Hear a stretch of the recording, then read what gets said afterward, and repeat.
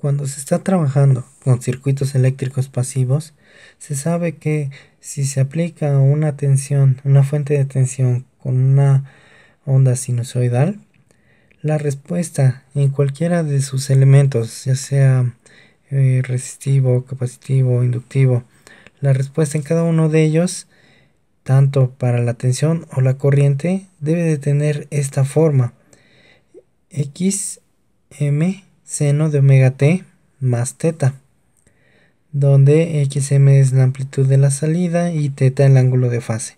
X puede ser una tensión o una corriente.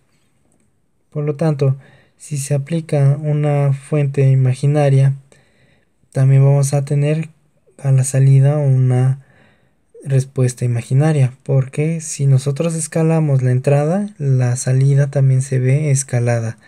Y si aplicamos una señal imaginaria, también vamos a tener como respuesta una señal imaginaria.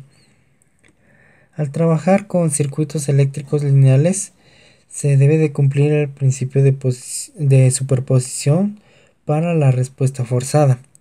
Entonces, si se supone que la fuente de tensión es una señal compleja, compuesta de esta forma: Bm coseno de omega t más phi más jbm seno de omega t más phi, donde j es el número imaginario, es la raíz de -1. Entonces también se puede expresar esta función en la forma polar como Bm e a la j omega t más phi. La respuesta de la corriente en algún elemento de un circuito debe de cumplir que también va a tener la misma forma que la señal de entrada, hablando en estado estacionario, pero con un cambio en la amplitud y en la fase. Lo que se conserva es la frecuencia angular. Así que si aplicamos una fuente BME a la J omega t más phi, que es esta misma en azul, solo que expresa en su forma polar, a la salida de la corriente en cualquier elemento del circuito eléctrico, vamos a tener esta respuesta: IM e a la J omega t más teta, que teta es su ángulo de fase e IM es la amplitud de la corriente de salida. Ahora supóngase que se va a aplicar una fuente compleja a algún circuito eléctrico, por ejemplo al circuito RL, que ya se había resuelto anteriormente en otro video, este de aquí. Supongamos que ahora cambiamos esta fuente de tensión por una fuente compleja. De esta forma: Bm coseno omega t más J Bm seno de omega t, que en su forma polar se expresa así: Bm e a la J omega t. Bm es la amplitud y omega la frecuencia angular. Hay que notar que la fuente original es de la forma Bm coseno de omega t. No tiene la parte imaginaria, solamente esta parte, la parte real. Entonces, sustituyendo esta función de entrada, toda la función compleja, en la ecuación diferencial del circuito RL, tenemos esta ecuación. Ahora, la respuesta forzada de la corriente debe de ser de la forma IL igual a IM e a la J omega t más teta. Si tenemos esta entrada, debemos de tener una salida con la misma forma, pero con diferente amplitud y ángulo de fase. Noten que aquí no estoy utilizando el subíndice F para indicar que es la respuesta forzada, porque a partir de este momento no vamos a calcular el transitorio, solamente la respuesta forzada. Así que vamos a generalizar que esta es la respuesta de la corriente en el inductor, solamente el estado estacionario de un circuito en corriente alterna.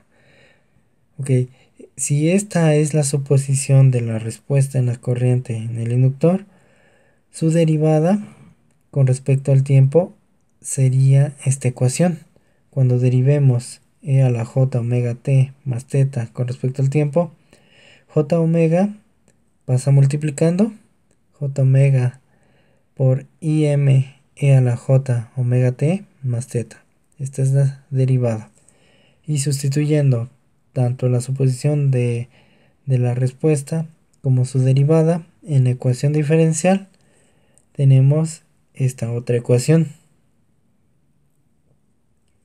Ahora, si sustituimos esta suma en los exponentes como la multiplicación, separando esta suma, tenemos esta otra ecuación.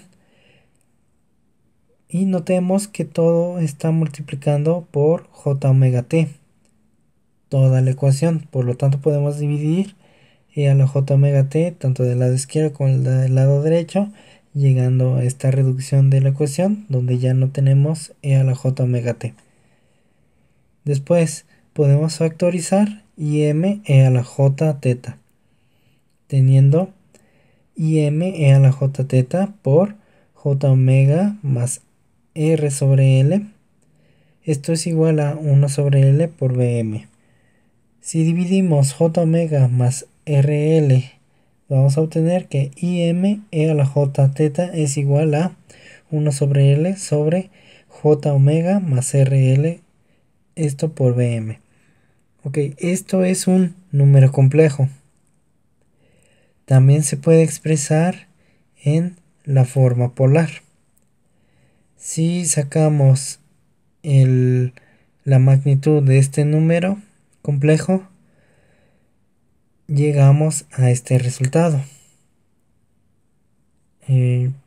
Como obtenemos la magnitud, como la raíz cuadrada de la parte real al cuadrado más la parte imaginaria al cuadrado.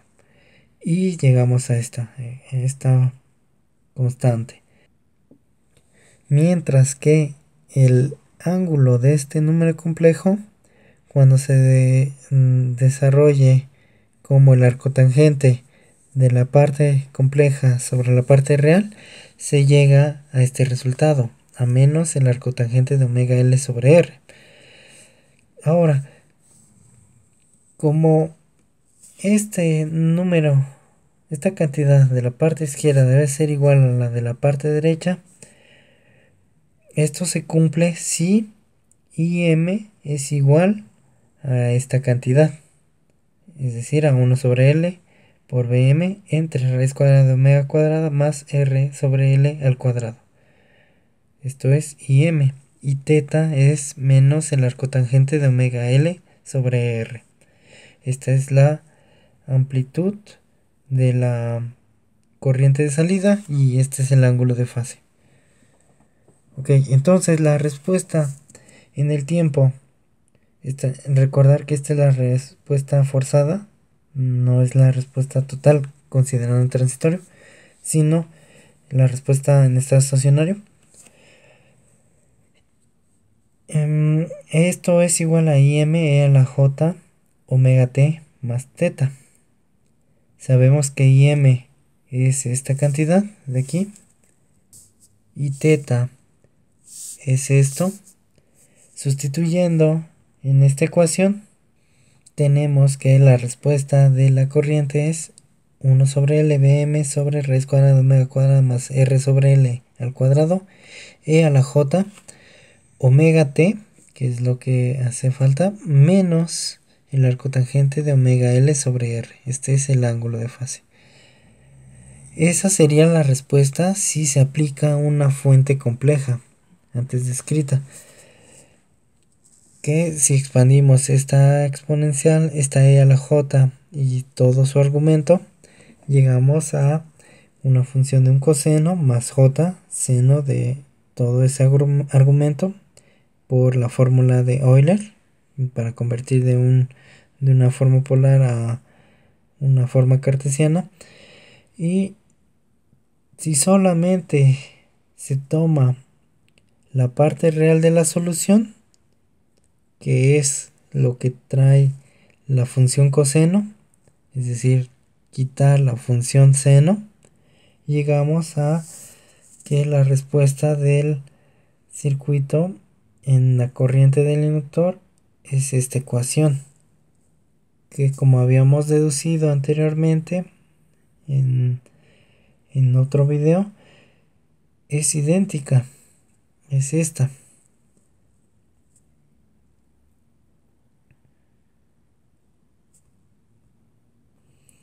Así que para obtener la respuesta en estado estacionario es suficiente con tomar la parte real de esta solución, mientras que la parte imaginaria no se toma porque solamente se está utilizando como una herramienta para el cálculo, para obtener números complejos y aprovechar todas las propiedades de los números complejos y realizar operaciones. Bueno, entonces si solamente tomamos la parte real, ya tenemos la respuesta del circuito, porque en sí no se está aplicando esta fuente imaginaria.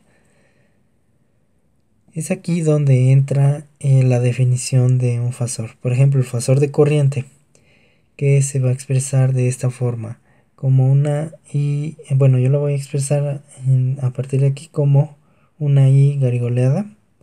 En la literatura pueden encontrar los fasores como letras en negritas. Aquí voy a utilizar para distinguir de la corriente o en el tiempo, voy a utilizar una I garigoleada. Entonces este de aquí es el fasor de corriente, el cual es igual a IM e a la J teta, que también se puede expresar en esta notación: magnitud, ángulo. ¿Qué es un fasor? Es un número complejo que contiene la magnitud y el ángulo de fase de la señal, de una señal del circuito eléctrico. Solamente la magnitud y el ángulo, no tiene la frecuencia angular. Ok, como habíamos dicho, la respuesta de la corriente es igual a Im coseno de omega t más teta, solamente la parte real, es decir, la parte real de esta función compleja. Ahora, si esta función compleja la expresamos en su forma polar, queda expresada de esta forma: Im a la j omega t más teta. Y nuevamente, si separamos estos suma de exponentes, podemos expresarlo así. Pero si acomodamos sea la j teta multiplicado por Im como el fasor de corriente, como se había definido, llegamos a esta forma. Esto es igual a la parte real de el fasor de corriente multiplicado por E a la j omega t. Es decir, la respuesta en el dominio del tiempo es igual a la parte real de el fasor de corriente que multiplica a E a la j omega t. De esta forma, si estamos trabajando con fasores, podemos obtener la respuesta de una corriente en el dominio del tiempo al multiplicar E a la j omega t. Sabemos que el fasor de corriente nos va a dar la información de la magnitud y el ángulo. Nosotros debemos de conocer la frecuencia angular y adjuntarlo para obtener la respuesta total.